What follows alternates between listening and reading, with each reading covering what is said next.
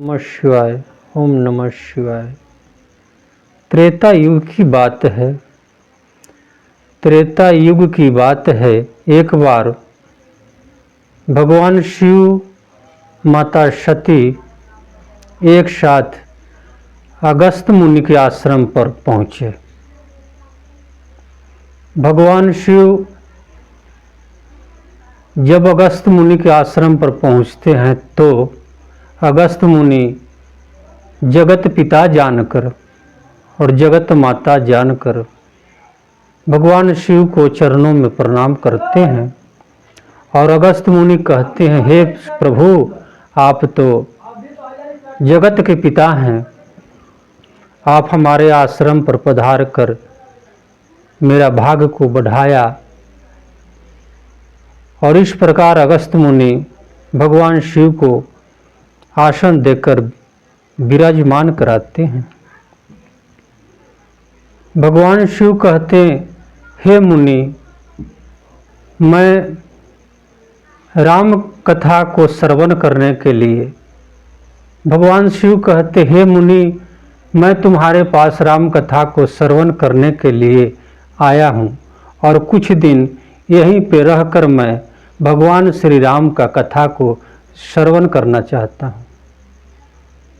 जब इस प्रकार भगवान शिव अगस्त मुनि से कहते हैं तो अगस्त मुनि भगवान शिव की आज्ञा को पालन करते हुए कहते हैं कि हे प्रभु, आप तो सब कुछ जानते हैं। अगस्त मुनि कहते कि हे प्रभु, आप तो सब कुछ जानते हैं, मैं आपको राम कथा क्या सुना सकता हूँ, फिर भी प्रभु आपने भक्तों को मान दे रहे हैं। इस प्रकार अगस्त मुनि भगवान शिव और माता सती को राम कथा श्रवण कराते हैं और भगवान शिव राम भक्ति में मस्त रहते और कुछ दिन भगवान शिव राम कथा सुनते और मस्त रहते और कुछ दिन भगवान अगस्त मुनि के आश्रम पर ही रह गए। इसके बाद कुछ दिनों के बाद अगस्त मुनि कहते हैं कि हे गुरुवर, हे प्रभु, हे जगत पिता, मैंने अपनी बुद्धि के अनुसार से राम कथा आपको श्रवण कराया, लेकिन प्रभु इससे भी विशेष रूप से आप जानते हैं, मेरा जो ज्ञान था मैंने आपके सामने रखा। हरि कथा, हरि भक्ति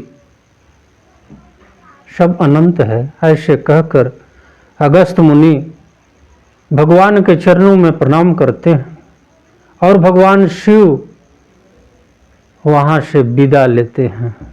ये कथा त्रेता युग की बात है। ठीक उसी समय भगवान श्री हरि, भगवान नारायण राम रूप में आकर धर्म की रक्षा के लिए प्रकट हुए थे। दुष्टों को संहार करने के लिए और साधु से मिलने के लिए प्रभु उसी समय वन में पहुंचे हुए थे। भगवान पिता को आज्ञा मानकर 14 वर्ष के लिए वन चले गए। उनके साथ में माता सीता और लक्ष्मण जी भी साथ में थे। एक बार उस वन की कथा है,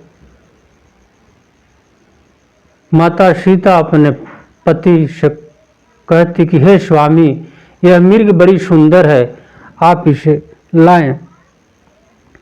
तो भगवान लीला की भांति लक्ष्मण को कहते हैं कि लक्ष्मण, इस वन में बहुत सारे राक्षस घूमा करते हैं, सीता पर ध्यान रखना और मैं मृग को मार कर ले आता हूँ। इस प्रकार भगवान श्री राम मृग की ओर दौड़ने लगे और दौड़ते हुए आगे निकल गए, बहुत दूर निकल गए, कुछ दूर निकल गए तो वो तो कपट के मृग था, इस कथा को राम कथा से आपको श्रवण कराना। मैं थोड़ा सा प्रमाण के लिए आपको कथा लिया हूँ। जैसे ही भगवान उस मृग को अपने बाणों से संहार करते हैं तो राम उस मृग से जो राक्षस रूपी जो था वो आवाज दिया कि हे लक्ष्मण बचाओ बचाओ। इस प्रकार सीता जी आवाज सुनी और लक्ष्मण जी को पुनः भेज देती है कि अपने भाई को बचाओ, अपने भाई को सेवा करो, अपने भाई को रक्षा करो, लक्ष्मण तुम्हारा धर्म है।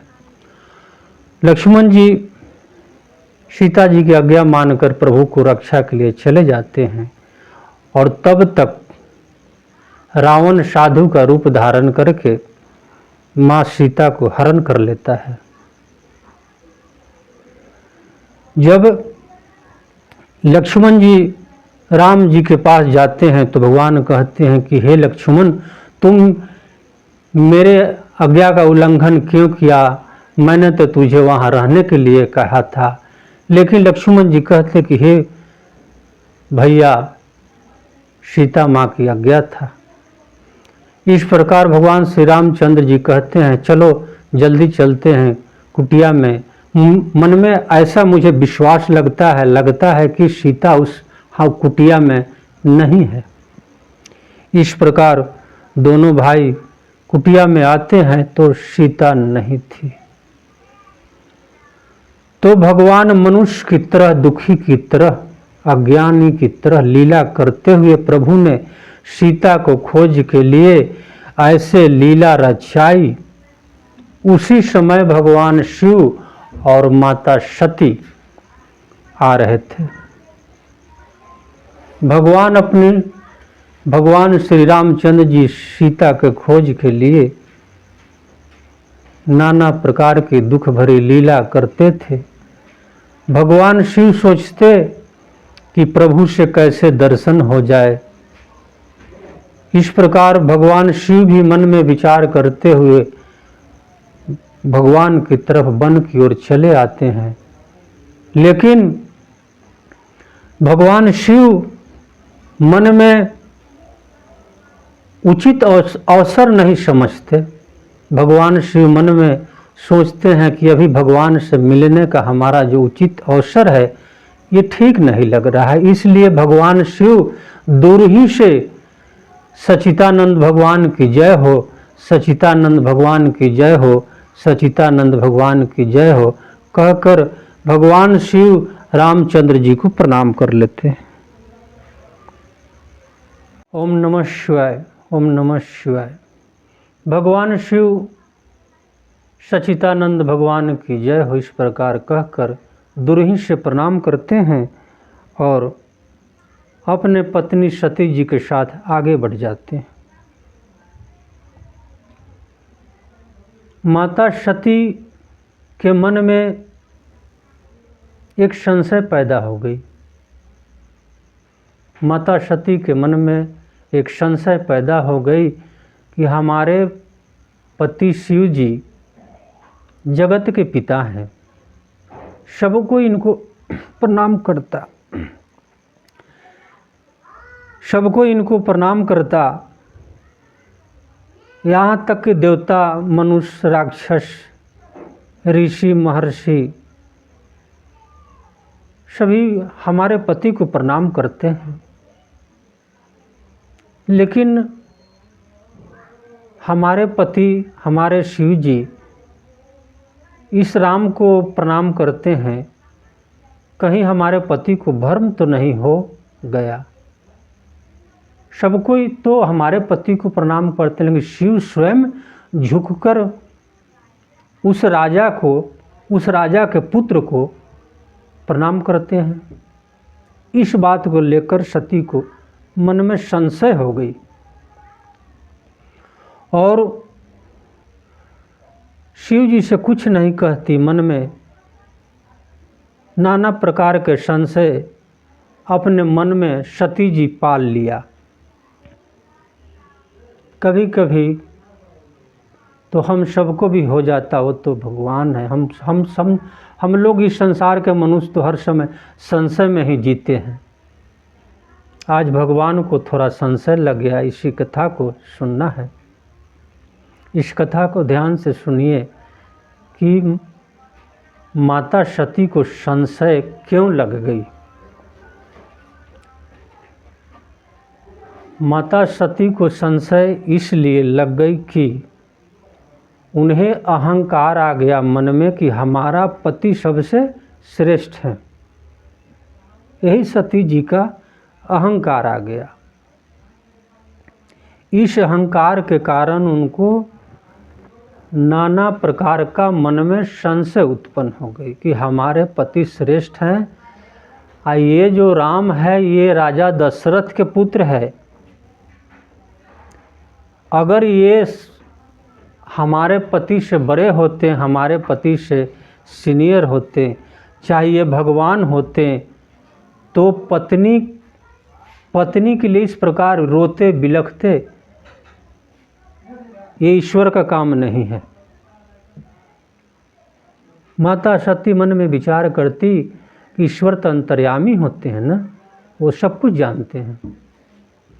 ये अपने पत्नी के लिए रो रहे हैं, वृक्षों से लताएं से पूछते हैं, तो ये राजा दशरथ के पुत्र हैं, कोई भगवान नहीं है ये। इस प्रकार माता सती के मन में संशय उत्पन्न हो जाती। भगवान शिव मन में सब कुछ जान गए। अंतर्यामी, थोड़ा जल ले आओ, सब कुछ जान गए। भगवान शिव कहने लगे कि हे सती, राम पर इस प्रकार संशय करना ठीक नहीं। राम पर इस प्रकार संशय करना ठीक नहीं। लेकिन माता सती का थोड़ा सा भी अपने पति शिव जी का बात पर विश्वास नहीं हुआ। माता सती कहती कि नहीं प्रभु, आपका कोई भ्रम हो गया है, ये तो राजा का पुत्र है, ये कोई भगवान नहीं। भगवान शिव मन में विचार करने लगे कि सती के ऊपर भगवान विधाता नाराज हो गए, और भगवान शिव कहते हैं कि हे सती, अगर तुम्हारे मन में इस प्रकार संशय उत्पन्न हो ही गई है, तो तुम्हारे मन में इस प्रकार अज्ञान भर गया, तो राम को परीक्षा ले लो। मैं यहीं बरगद के नीचे विश्राम करता हूँ। भगवान शिव कहते कि अभी थोड़े ही दूर पर प्रभु हैं, जाकर उनका परीक्षा ले लो। मैं बरगद के नीचे अभी विश्राम कर रहा हूँ, तब तक तुम परीक्षा ले लो, और जब परीक्षा ले लेना आना, तब हम लोग दोनों मिलकर साथ होकर कैलाश को चलेंगे। इस प्रकार भगवान शिव सती को कहते हैं। सती जी को ये बात अच्छी लग गई। पहले तो शिव जी समझाए, पहले शिव जी अपने सती को समझाते हैं कि राम पर संशय मत करो, लेकिन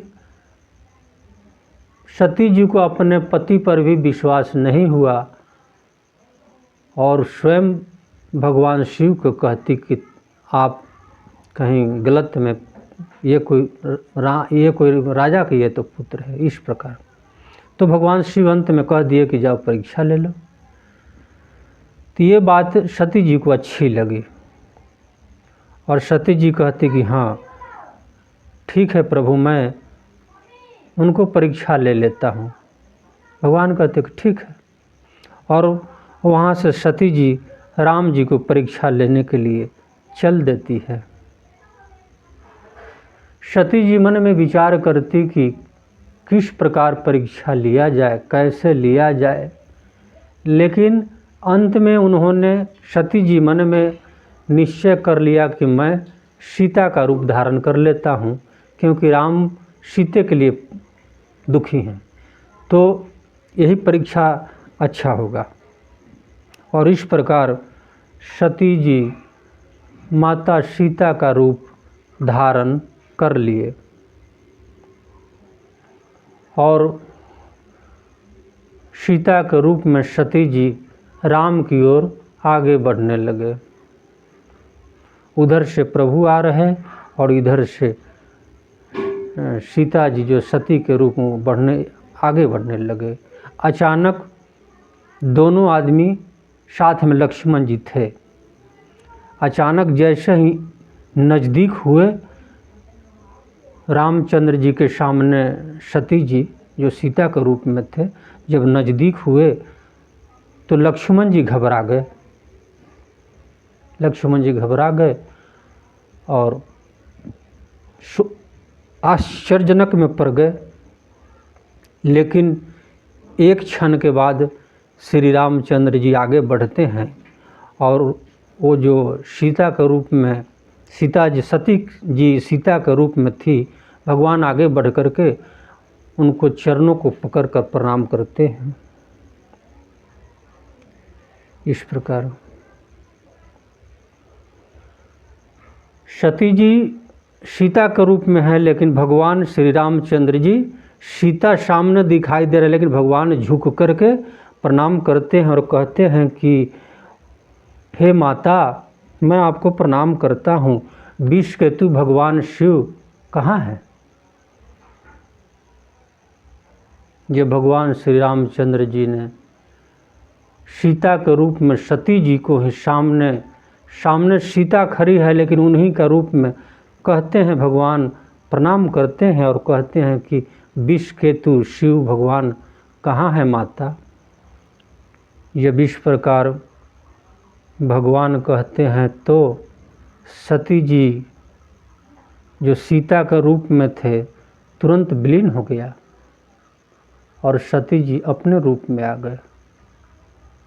भगवान के सामने माया नहीं चलती, भगवान के सामने छल नहीं चलता। भगवान रामचरितमानस से लेकर भागवत से लेकर गीता उपदेश तक प्रभु ने यही बात रखी कि हमसे छल नहीं चल सकता। जैसे ही सती जी ने सीता का रूप धारण किया और भगवान राम जी के सामने सम्मुख हुआ, तो सती जी का जो बाहरी रूप था सीता का तुरंत खत्म हो गया। जैसे ही सती जी अपने रूप में आते हैं तो बहुत लज्जा गए, संकोच में पड़ गए, संशय में पड़ गए, मुख की सुंदरता काला पड़ गई। भगवान के सामने से ही सती जी कुछ नहीं बोल सके और वहाँ से लौट गए। कहाँ? जहाँ शिव जी बैठे हुए थे, सती जी आगे निकल गए, वहाँ से घूम गए। जैसे ही मार्ग में आगे बढ़ते तो देखते हैं कि सीता जी, लक्ष्मण जी और राम जी एक साथ आगे आगे जा रहे हैं। पीछे देखते तो इसी प्रकार दिखाई, बाएं दाएं चारों तरफ देखते सती जी, तो सीता जी, रामचंद्र, लक्ष्मण सामने दिखाई दे रहे हैं। इस प्रकार बहुत सती जी भयभीत हो गई। थोड़ी देर बाद सती जी भगवान शिव जी के पास पहुंचती हैं। भगवान शिव जी पूछते हैं, हे सती, हे हमारे प्रिय पत्नी, बताइए राम का आपने परीक्षा किस प्रकार लिया? भगवान शिव कहते हैं कि हे सती, बताओ राम को तुमने किस प्रकार परीक्षा लिया? लेकिन माता सती वहाँ अपने पति से छल कर लेते, कहती कि नहीं नहीं प्रभु, मैं कोई परीक्षाएं नहीं ली हैं। जाकर उनको प्रणाम करके वापस लौट गया हूँ। लेकिन भगवान शिव मन के द्वारा ये जांच लेते हैं कि हमारा पत्नी सती सीता का रूप धारण कर लिया। इस प्रकार भगवान शिव मन में विचार करते हैं कि बहुत बड़ी अनर्थ हो गई। हमारी पत्नी सती जी सीता का रूप धारण कर लिया, और मैं तो सीता को अपनी माता समझता हूँ, वो तो हमारी माँ है। इस प्रकार मन में शिव जी विचार करते हैं कि अब इस जीवन में हमारा और सती का मिलन बंद, क्योंकि सती ने सीता का रूप धारण कर लिया। इस जीवन में अब पति पत्नी का रिश्ता समाप्त। लेकिन प्रत्यक्ष रूप में शिव जी कुछ नहीं अपने पत्नी को बतलाते और धार्मिक कथा कहते हुए कैलाश पर चढ़े जाते हैं। वहाँ पहुँचते हैं और शिव जी एक बरगद वृक्ष के नीचे समाधि अवस्था में मग्न हो जाते। इस प्रकार जब भगवान शिव समाधि में अवस्था में रहने लगे तो सती जी समझ गई है कि भगवान शिव सब कुछ हमारे करतूत को, हमारी गलतियाँ को जान गए। और सती जी मन में दुख करने लगी कि मैंने रामचंद्र जी से भी छल किया और यहाँ भगवान शिव से भी झूठ बोल दिया। इस प्रकार विचार करके बहुत दुखी रहने लगी। भगवान शिव समाधि मग्न हो गए। काफ़ी समय बीता, कुछ समय बीता तो एक दिन की कथा होती है। सती जी का पिता के घर में यज्ञ हो रहा था। दक्ष प्रजापति दक्ष जी अपने बहुत बड़ी यज्ञ का अनुष्ठान कर रहे हैं, लेकिन महाराज दक्ष सबको निमंत्रण देते हैं, यहाँ तक कि देवता अपने रिश्तेदारों, अपने सब कोई को, लेकिन भगवान शिव को निमंत्रण नहीं देते। भगवान शिव को निमंत्रण नहीं देते, अर्थात भगवान शिव जी का ससुर ही उनको निमंत्रण नहीं देते।